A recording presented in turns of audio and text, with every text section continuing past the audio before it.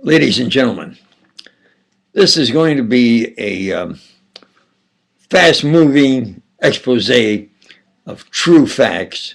I've presented some exposés.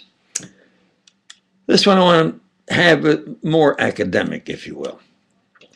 And that is, I made 4 years high school, 3 A's in physics and math with the idea that I could maybe do what Lincoln did, and that's, Lincoln self-educated and poor man, but became president. Thought I could maybe be the first Italian descent Catholic president. Now, during World War II, I sustained an injury. Then I said, well, maybe I don't have the academic prowess. But then there was Enrico Fermi, and I says, well, I'll see. And to my surprise, I could speed read, and within 2 weeks, essentially could reproduce his great vision and even concise it with a little more graphic presentation. So now there's still about 30 days before college classes begin. Well, let's see if I can maybe have something new and more powerful. And I had noticed that in his work, that as you obtained a fission, there were 2 fusions. Now, this was highly interesting. So I worked with that and obtained reference material. And through spectrographic analysis of solar flares, I was sure that you could obtain fission fusion energy. And this is at least 100 times more powerful. So, albeit like a college freshman science paper, I put forward hydrogen fusion energy, hydrogen fusion bomb, H-bomb. And I saw a movie about the Manhattan Project, about secrecy, and I went at it that way. I obtained work at the University of Rochester, which was near the only cyclotron in that area. Cyclotron isn't called an atom smasher. And then I called for Hoover, of course, that I had, in my opinion, an energy that was exceptionally powerful. And that I obtained a work at the U of R, and in my opinion, Saturday afternoon is Lee students and the researchers walking in and out of the cyclotron building. We all sign in and out, and I could present it there. And that's the way we did it. All right, now, towards the conclusion of the meeting, my opinion was that we should start a Super Manhattan Project now. I've taken military science from a colonel from West Point, and he says, when you make your decision, you study to be an officer, you make your decision, you make that decision, and you go with that decision. And I said, well, I'll put my best foot forward. Yeah, I said, I think we have to go now with a Super Manhattan Project. So overnight, I was now at the top, absolute top of our most important secret project.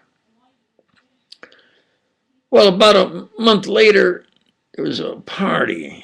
I was kind of celebrating this success we're going to have now with this new Super Manhattan Project.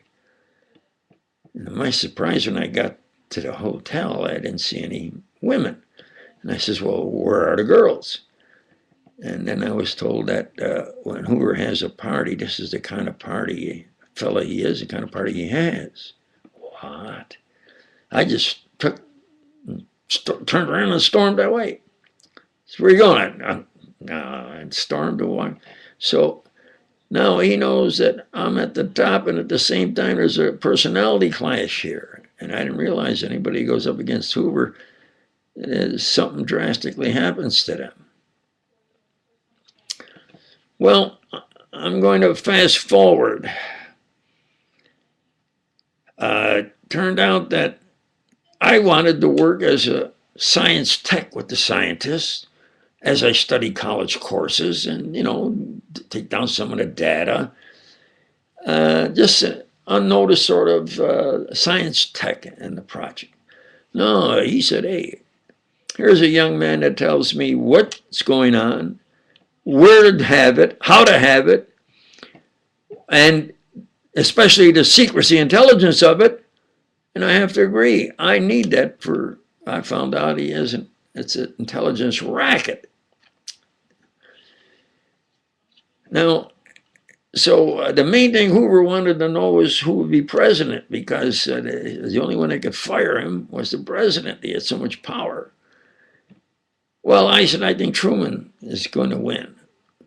And friendly competition, I would say, look, I'm batting 1,000, meaning that when I would put something forward, it was correct.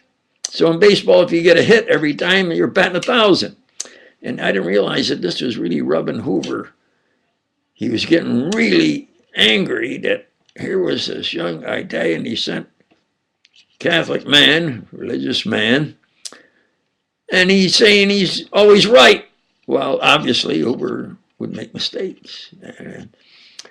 So I said, well, I think Truman will win. Well, now they gave me the horse laugh. And I came from Washington, and then the night before, Hoover had a party.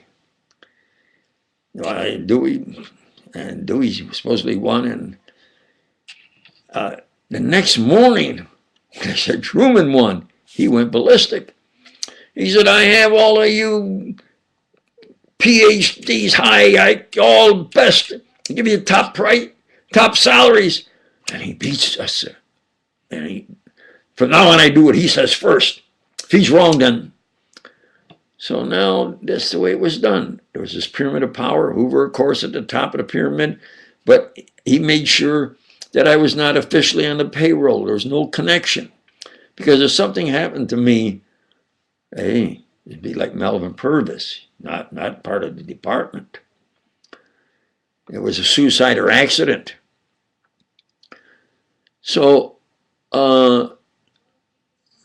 now I took, in order to get out of that clutch, because I didn't know anything you did, he got back to him. And I tried to get him out. I said, we got to replace that immoral fella.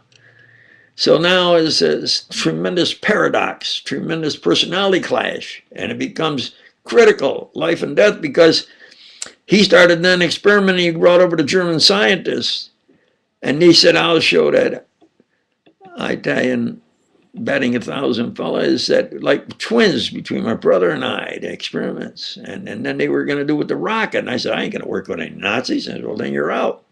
Well, okay, I'm out, but I'm not working with no Nazi over me or even with me.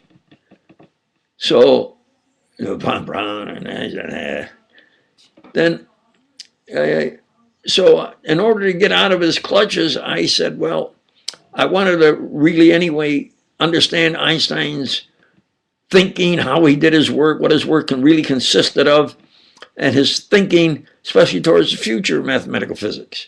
So after studying day and night for 2 years, finally Hoover agreed that there would be a one-on-one showdown as to who would agree with who, because I was putting forth what I called advanced concepts of theoretical mathematical physics, in which I was politely modernizing the Lorentz-Einstein transformation equations.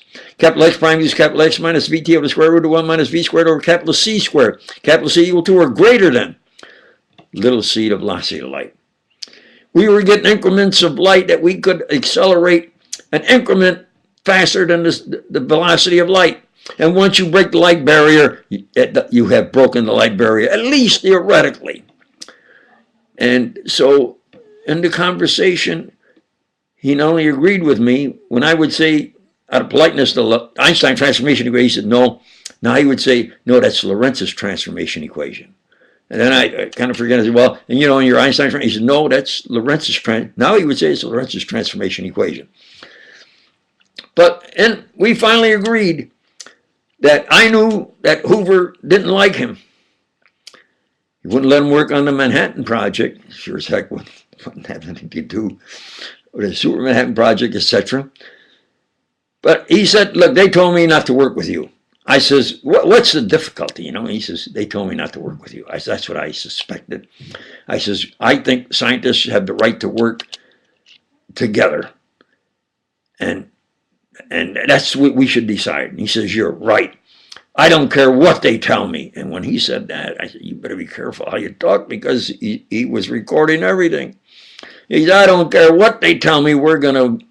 We begin work a week from today on a unified field theory is what we decided. I suggested my boldness, your expertise in mathematical physics as it's being utilized today. I think it'd be a good combination we might put forward, because I had explained to him a finite particle theory. I don't have time. It's 10 minutes already. I'm going to have to do this in at least 2 parts. So that's the way I did it. And I'll continue this in part 2, please. Thank you.